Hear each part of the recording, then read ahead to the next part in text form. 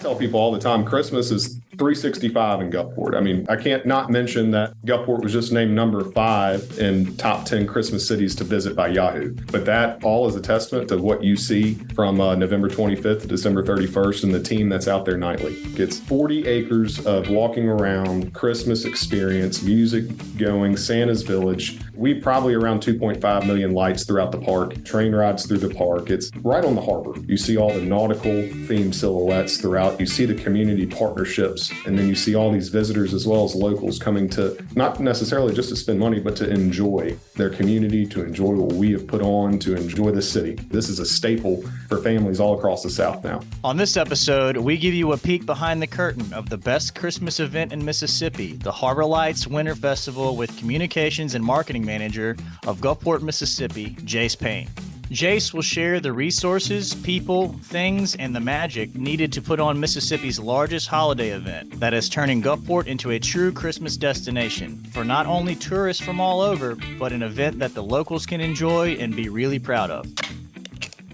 All right, Jase Payne, thanks for coming on the Bottled Up Podcast. It's good to have you here. Appreciate you, Andrew. It's exciting to be here. Yes, sir. Listen, I kind of wanted to talk about, I know that, how long have you worked with the city of Gulfport, and how did you start, and how did you take that career path? I've been back with the city for about a year now. I was with the city previously for 3 years, from 2016 to 2019. Really, that career path is a unique one because my entire family has been public servants. You know, my dad, who was the chief of police of Gulfport for years, and then became sheriff of Harrison County. You know, and all of that while I was very young. And so I was always involved in the community.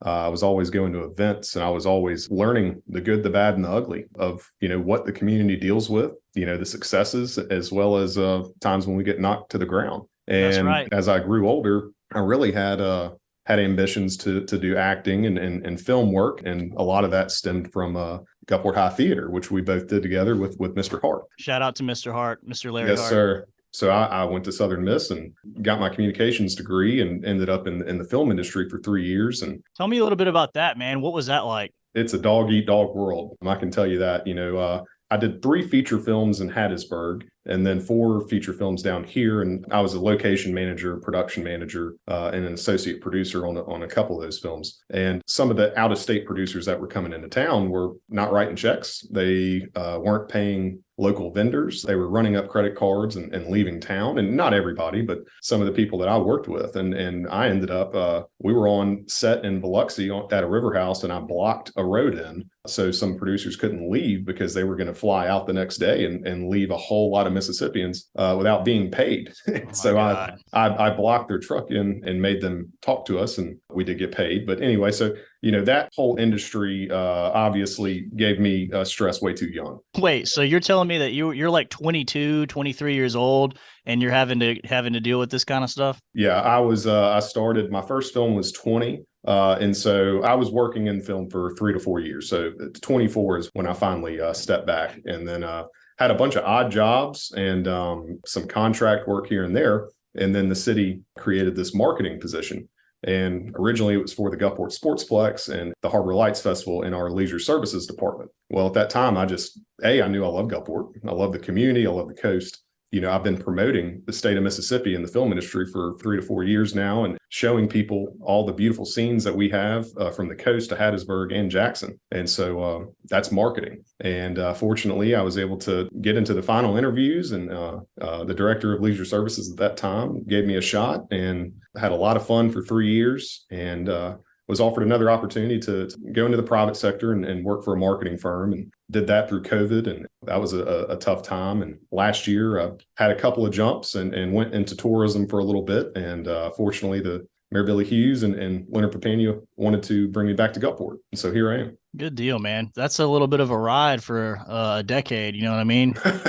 Yes. Let me ask you this, man. I've always been interested, because you can always tell when states are doing well when it comes to inviting filmmakers and, you know, shows to come into their state. And, you know, Louisiana kills it. Yeah. You know, Alaska kills it with the Discovery Channel and all the stuff up there, you know, all the reality shows and stuff. Like, what do you think Mississippi needs to improve on or needs to do Is there legislation we need to pass? Is there something that needs to be done to allow us to make it more inviting for people to come? Because like you said, we do have everything you need. We have the Delta, we have Jackson, we have the coast, we have, bayous. We have everything that you might want to shoot. How do you think we need to improve? Fortunately, we're busy again in the film industry. We have a film shooting right now in Gulfport looking for extras. We had a action film filming outside City Hall earlier this year. I remember that. There was about a 3.5, 4 year gap where we took away our tax incentives for the payroll program for filmmakers. So that really kind of gave us a black eye. But at the same time, there was already an exodus to New Orleans and Atlanta, and we just weren't able to catch up with that. But we still have a good base for independent filmmakers. And when they come here and they meet the people, and, normally they go out of state or into a bigger city where people are hard to work with, and they come here, we'll do everything we can as long as it's right and it's legal and it brings a good light to the community. And so, just continuing to open those doors, marketing the different types of scenes like you just talked about, and really kind of embracing that. Now, we will always fight, and not always, hopefully over the last couple of years, changing the flag as well as different advances that the state has made is going to draw more attention and show that we're more inviting. But unfortunately, with West Coast and Northern filmmakers, they're gonna look at us with a little bit of a stereotype for a little bit, but that is breaking. Absolutely. Well, I mean, you and I both know that everyone that from those areas of the country, when they come down here, it's a pleasant surprise. Oh yeah. Yes. They can't believe it. They're just like, I mean, I've spoken to so many people. My daughter has friends who have parents who are from, Washington State or from, the middle of the country, and they just vacation down here and they decided I'm going to move here. We talk about it all the time. The mayor, he kind of tapped this "I had no idea" moment, and you hear about it so much, and especially during COVID with the lockdowns and different regulations that were put on major cities. We saw an exodus of people that found us, came here, visited, and said, "This is incredible." And at one point last year, I remember talking to Randy Richardson. I said, out of 10 homes that you sell, how many are from out of town? And at one point he said 8 out of 10. 8 out of 10 are from out of town. Yeah. So, and we're not talking about like, Pascagoula to Gulfport. We're talking about out of state, out of town. Oh, yeah. Chicago. I mean, from all over the place. And you sell your $600,000 home in Chicago and come down here and see our real estate prices and see our cost of living and see the beauty of what we do here on the coast. And the people, man. And the people. Yeah, just how we're very warm. We're not really uptight down here. We're kind of the coast is a different place, man, and it's a really special place. I'm glad and blessed that I live here. I know you feel the same. It's a testament to how we live and the area that we live in that people are going to want to leave, a place that whenever we were growing up, Jase, was, people who wanted to move on to bigger and better. Right. I'm going to go to school and then I'm going to go up to, New York. I want to live in New York City, or I want to live in LA, or I want to live, and now it seems like all those people are wanting to come back. Something about this place gets in your blood and it sucks you back in. Like you can't get away from it. And one of the things that I think or at least personally for me, is that I like knowing that the water is there. I like knowing that if I need to, I can get away. You know what I mean? And being landlocked somewhere, I don't think I could do it. Mm-hmm. So I know that you mentioned earlier, what was the event that you guys had this morning? So we had the mayor's chamber address, which is the annual business address that we do every year in December, where we have the chamber puts on the event. They sell sponsorships, and we have community members, stakeholders, and others that are able to purchase tickets through the chamber. And so the mayor gives an update on the past 12 months in the city of Gulfport. We go through everything from successes of last year to this year to where we're struggling, things that we're putting into place to try and alleviate issues, as well as asking the community and saying, sometimes we need the community to step up. Yes. You'll hear the mayor and you'll hear our CAO, Leonard Payne, talk about, sometimes government doesn't do things right a lot or in the fastest, nature. And if you need something done in the community, waiting on the city, we're paid through taxpayer dollars. We fund people through taxpayer dollars. And so it's not the highest paying jobs. It's hard work. We have to deal, with the public who over the last 2 years, I'm not even pointing out any specific area of people, but everybody's just been miserable the last 2 years. It's been rough, And man. it's been rough on everybody. And so the psychology of dealing with the public, making sure that we're keeping our brand, we're making sure people understand that we're your neighbors. We are the people that, you call when there's issues, from the police department to the fire department to leisure services. A lot of people don't understand how much leisure services does for the city. They have the sportsplex and Harbor Lights and community centers, but they take care of all of our parks and quality of life and walking spaces and walking tracks and the marina. And so there's just so many facets of the city that I just don't think a lot of people either want to know or do know. But once you sit down with people, once you get them off of Facebook, once you get them off of an email chain and you sit down with them and you really talk through things, it's completely different. It's one of those things to where now, if I'm in a neighborhood group or if I am on Facebook and I have a problem and there's one person who is continuing to comment and say this and that, first thing I do is offer a meeting. And so, that's to just personalize the situation and get us off of this, sometimes a very nasty spiral of rhetoric. It's an interesting balance. Well, yeah, absolutely, man. I think that in 15, 20 years ago, Facebook wasn't a thing. Right. In order to get your voice heard, I imagine you had to go to a city council meeting and you had to stand up and raise your hand and say, hey, listen, this is the problem I'm having. Well, now you can be watching daytime TV and Ellen's on and you're on Facebook and you're blowing up everybody. Oh, yeah. It's a completely different animal nowadays, so I imagine mitigating that is probably one of the more difficult areas of working with the city. What would you think would be your biggest challenge in your position?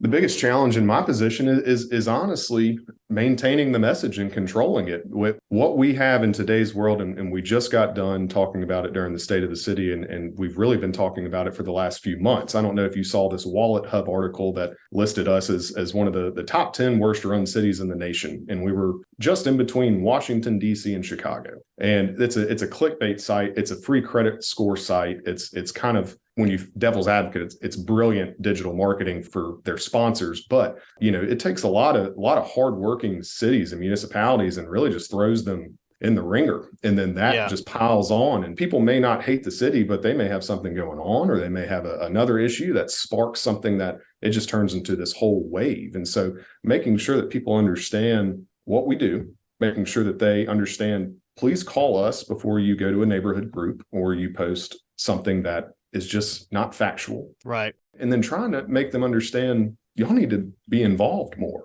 and I don't mean to say that in a negative way, but, Andrew, think about when we were young, your father and all of our involvement in the community and all the events we were at, and you really understood kind of the process. We educated ourselves more. You could put a face to it. It's nowadays, nobody wants to talk to somebody face to face, and it was bad before the pandemic. And I think that once the pandemic hit and everybody was locked in, it just multiplied exponentially. Right. And I think that you do have a point of there's nothing that cannot be accomplished without talking face to face with somebody and you voicing your opinion in a manner that is, respectful, and then vice versa, coming back the other way to where you both can see eye to eye.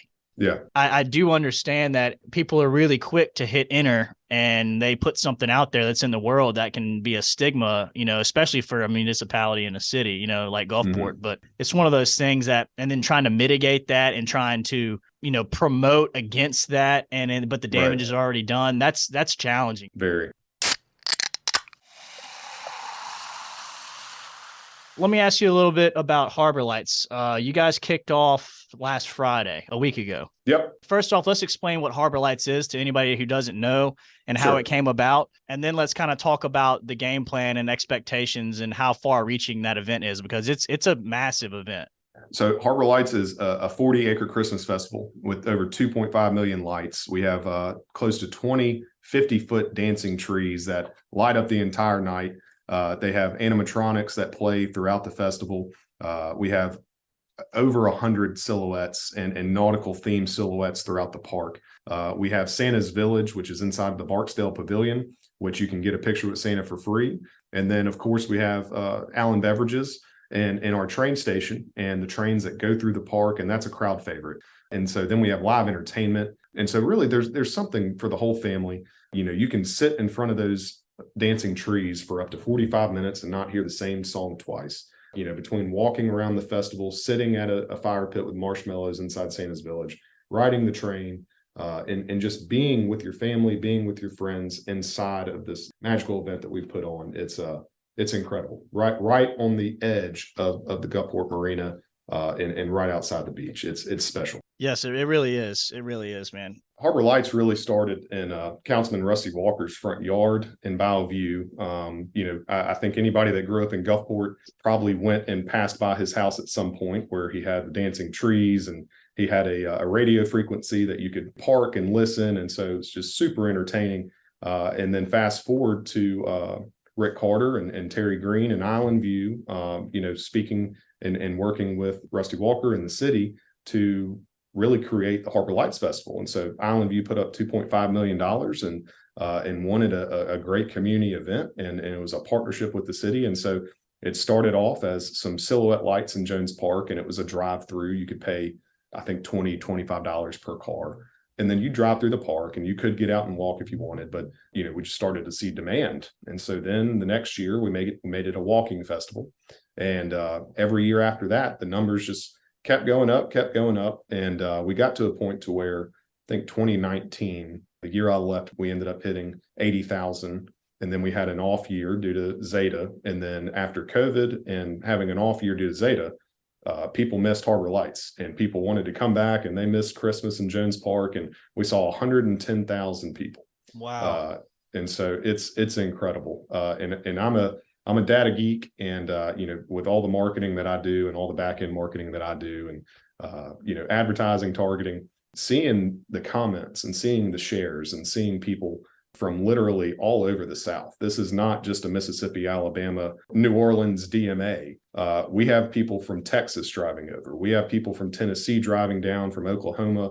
The last 2 years, card swipes have shown, almost the entire country as far as where those, cards are routing back to. And so we're seeing people from all over the country. And obviously, we had that Lifetime movie, which, going back to the film industry, Daniel Lewis, who's a producer, he literally just came to the festival and was like, this has got to be on the big screen. Mm-hmm. And I think 4 weeks later, he had a script, pitched it to Lifetime. I think and Hallmark, Lifetime got it. So that's just been incredible. And with people coming in and sponsors like Alan Beverages, I mean, y'all don't understand that a lot of people do a sponsorship, and you'll be like, okay, this is more, trade, advertising, and community, engagement. Well, with Harbor Lights, we went and bought a train. We took the money and added to the show. And yeah, y'all do that very well. And that's something that we don't take lightly. We want community partners, and y'all were very gracious and understanding of that in the very beginning. And that's what we got to have. And y'all make sure to work with us and be more creative with the brand and the sponsorship and also with us. And so it's a beautiful partnership and one that we appreciate, so much. But in going back to Island View, they make sure they've come back since that initial investment to add more to the show. And so as far as a forecast, having an outdoor festival is tough. We've already had to cancel, I think, 2 nights. And then one night was foggy and pretty damp. But I think this weekend's going to be a big one.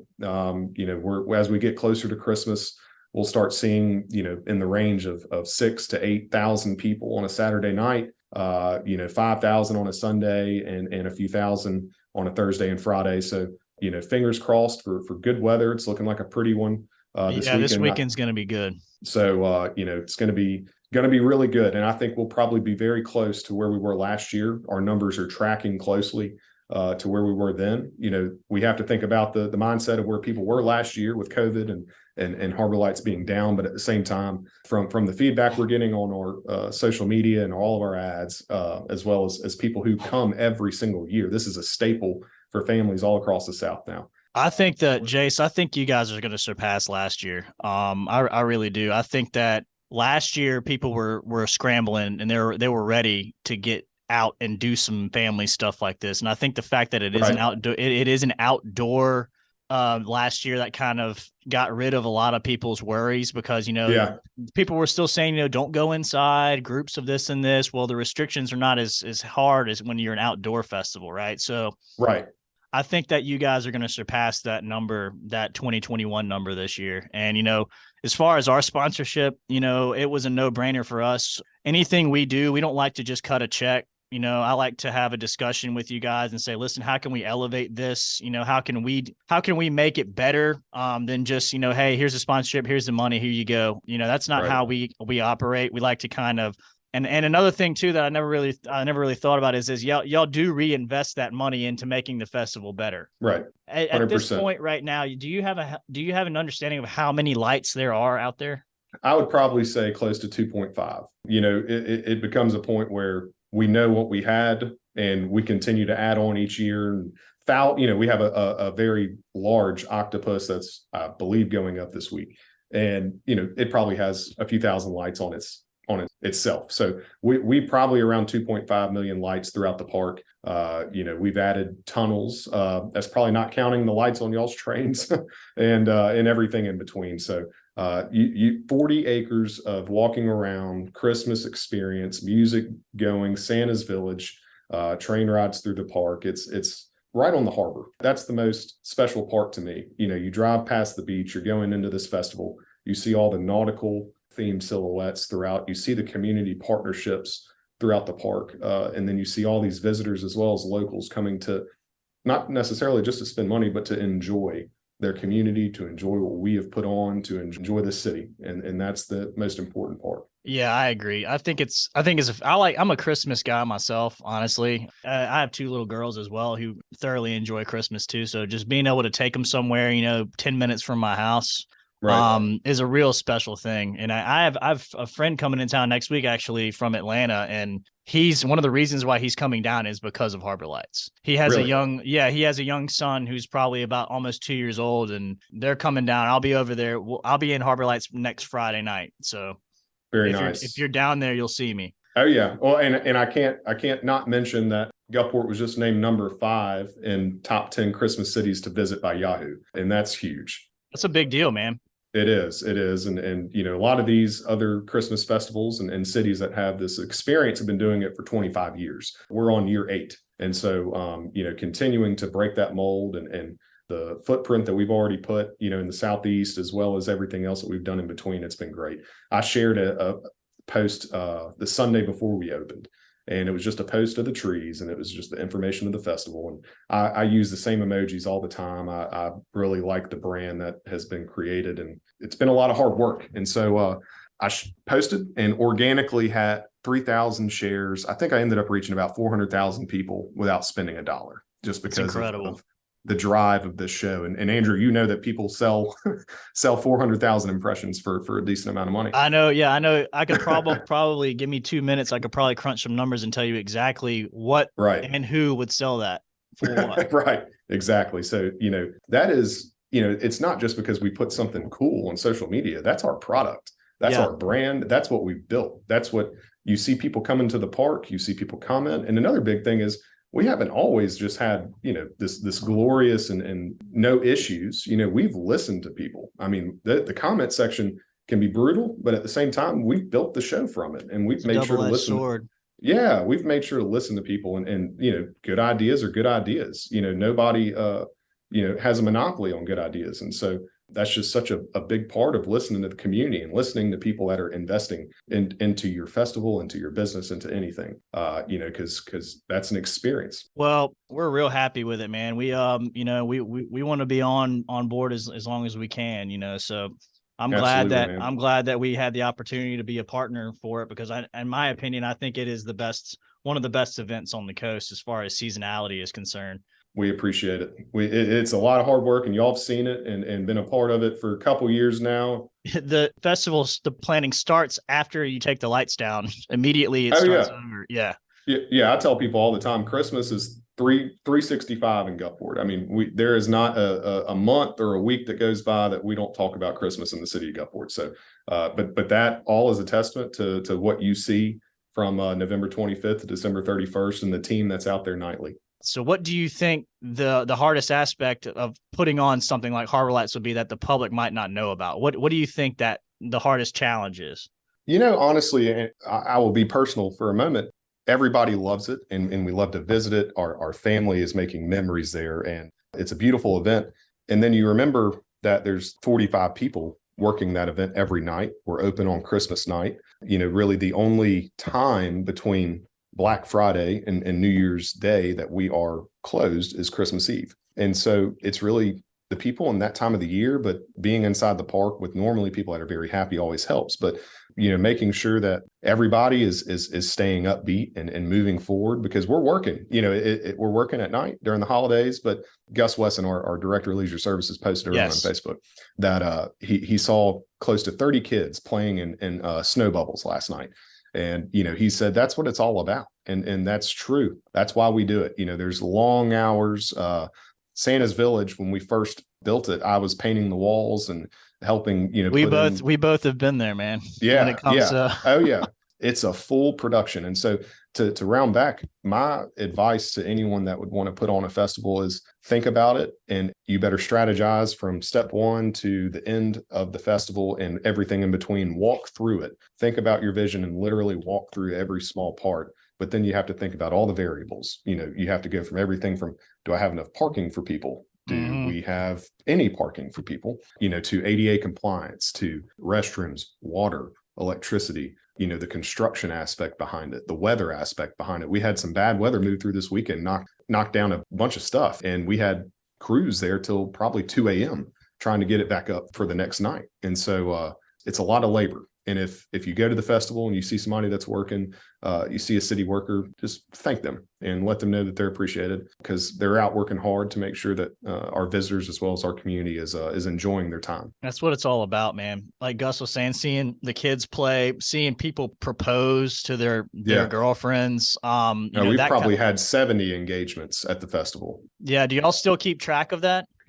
We used to have so many people reach out to us on our Facebook page, but I don't remember the last time, or at least this year, we have not yet. Normally, when it gets closer to Christmas, we'll have a lot of people reach out saying, hey, we were coming this Saturday. And, so I would expect we probably will have a handful this year, but in 8 years, I think we've done over 70 engagements inside the festival, which is, that's incredible. That's a lifetime memory. So I know, man, that's a lot. Yeah. That's on average. That's almost 10 a year, almost. Yeah. There was one year where we might have had 20. It was ridiculous. Something in the water that year, man. Yeah. And then I'm going down there and trying to help them navigate the surprise and document it and make sure we can share that, because that's something everybody can, be happy. Oh yeah. about. That's the most feel good you can get. I mean, you stack that on top of a Christmas light show. I mean, right. How much more feel good do you need? Right. Well, so we'll keep you posted on the number for this year. Yeah, let me know, man. I'm interested, because I mean, it's just kind of what was funny is one of the guys I work with up here, his fiance's wife now was trying to convince him to propose to her at Harbor Lights like 5 years ago. and I don't think he did it, but yeah, that's what kind of made me think about it though. So yeah, look, man, it's magical. We all live it so much that it may not feel that way sometimes, but you just go walk through the park and just watch some of the families and Andrew, but anybody listening, if you haven't been, we hear people all the time, oh, I'll just pass by it. You can't pass by it. No. You don't just drive by slow and look. You got to park and you have to go in, because it's a different animal whenever it's surrounding you. Yeah. And look, we have discount nights. They're on our Facebook page or on our website. We have a locals night. Gulfport residents get in for $5. We have a seniors night. We're 65 and older, $5. Military, first responder, and medical professionals night for $5. As well as a teacher's night. And so, we're trying to make sure that all of our local communities have that opportunity to come and have a $5 ticket, and get their family into the festival. So if you haven't been before and you're worried about the budget, everybody is, it's a tough time right now with looming words of recession and inflation and everything like that. But take a look at our calendar and come visit us. And I think we'll help put some happiness into the end of the year. Absolutely. I think it's worth a watch, and it's worth a walkthrough. I mean, it definitely is. This isn't a fly by night operation here. This is a professionally done 8 years in the making light show. So I think that if anybody's out there who has not been, I would recommend at least going and checking it out, because, if you have children, you can go get pictures taken with Santa. Santa's Village has come up from when you guys started. It's come up to be an extremely event, so Yeah. I think. And Andrew, I'd like to touch on that real quick, because just like Allen Beverages came on and assisted us with the train, Hancock Whitney, I approached them in, I think, 2018, and the same thing. They came on for solid sponsorship, and every dollar went to building that. And at the end of the day, it's this beautiful, extravagant, elaborate Santa's Village, but that is built from community investments. And so it's just a spiraling effect that, without the community, the city would not, be what it is. Obviously, at the end of the day, that's how we do it here. That's how we do. Well, Jase, let me ask you a couple more things. Anything upcoming that you would want anyone to know about as far as the city is concerned, or marketing wise, or any new events, anything on the calendar that you'd want to kind of get out there to the world? Sure. Harbor Lights is going until December 31st. Of course, we'll be moving into Mardi Gras. The Crew Gemini Parade will be one day. It'll be the Saturday parade, and we're looking at really creating an environment downtown where we get people here at 10:30 in the morning. We have a after lunch parade, and then you get to just hang out and really get to enjoy the downtown area before you go to Biloxi and Neptune. We just want to really have a very nice family environment, and the Crew Gemini is doing a great job and putting together that type of production. So y'all be sure to come visit us the Saturday before Fat Tuesday for the Crew Gemini Day Parade. And then after that, we start rolling into all of our Cinema by the Shore events. Any type of event we have on our website at gulfport-ms.gov/events. We also post all the time on our Facebook page. If you want to follow the city's Facebook page, go into your following settings and add us as a favorite. And when you do that, we pop up early in your timeline, so you'll see all of the events, you'll see all the city news. So that's the best way to follow us, to stay up to date. Of course, on our website, we'll have a lot of stuff rolling out here soon, but we're just thankful to just rolling off a great gumbo fest that we had at Centennial Plaza. Getting Harbor Lights kicked off for another great year, and just rounding out the holidays with family and friends. Man, we're lucky. We're blessed. Yeah, we live in a great place, Jase. We really do. And I really appreciate all that the city does, man. You guys do a really good job over there.